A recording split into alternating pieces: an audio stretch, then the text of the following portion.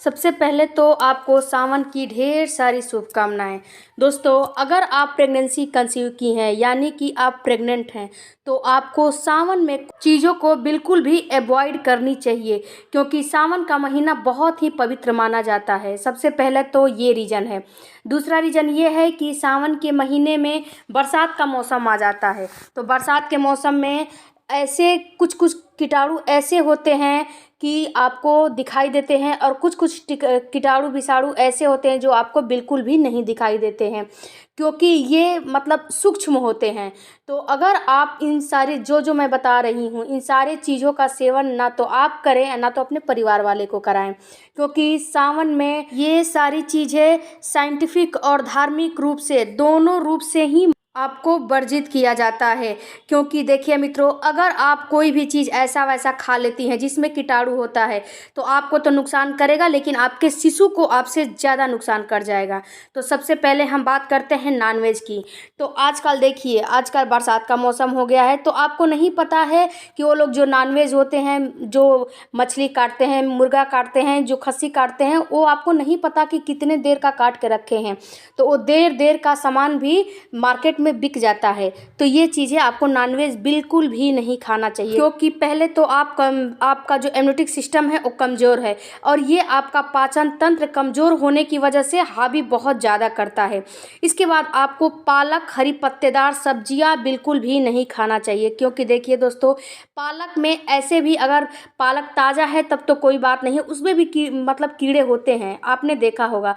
और आजकल हरी पत्तेदार सब्जियां सावन में बिल्कुल ही मनाही रहती है, आपको नहीं खाना चाहिए, क्योंकि इसमें छोटे छोटे कीड़े होते हैं जो कि सूक्ष्म होते हैं, जो कि आपको बिल्कुल भी नहीं दिखाई देते हैं, और कितना भी आप पानी से उसको वॉश करेंगी वो जाएंगे नहीं, उसमें चिपके ही रहेंगे। और ये अगर आप खा लेती हैं तो ये आपको नुकसान कर जाएगा, आपको उल्टी होने लगेगा, आपको डायरिया हो जाएगा, आपको कुछ भी हो सकता है। बारिश का मौसम है, हर समय बरसात होता है, पानी बरसता रहता है, इसलिए ये आपको नुकसान कर जाता है। इसके बाद आपको सावन के मौसम में बैगन बिल्कुल भी नहीं खाना चाहिए। बैगन भी सावन के मौसम में मनाही होती है खाने के लिए। इसके बाद तरबूज हो गया, खरबूज हो गया, ये चीज़ भी आपको नहीं खाना चाहिए, क्योंकि बरसात के मौसम में इसमें भी बैक्टीरिया, अगर आप इसे ताज़ा खाती हैं तब तो कोई बात नहीं है, अगर इसे काट के रख देती हैं तो इसमें बैक्टीरिया उत्पन्न हो जाते हैं, और इसको खा लेंगी 2 घंटे 3 घंटे बाद तो ये आपको नुकसान कर जाएगा।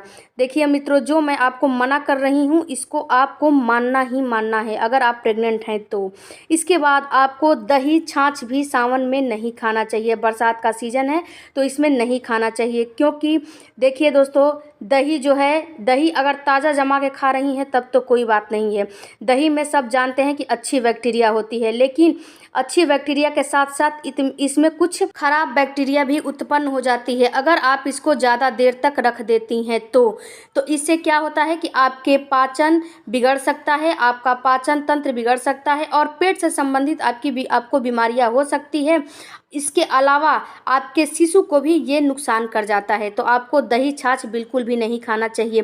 खाना है तो आपको ताज़ा खाना है, बासी नहीं। इसके बाद आप प्रेग्नेंट हैं तो इस बात को आपको ख्याल करना है कि आपको फ्रिज का खाना बिल्कुल भी नहीं खाना है।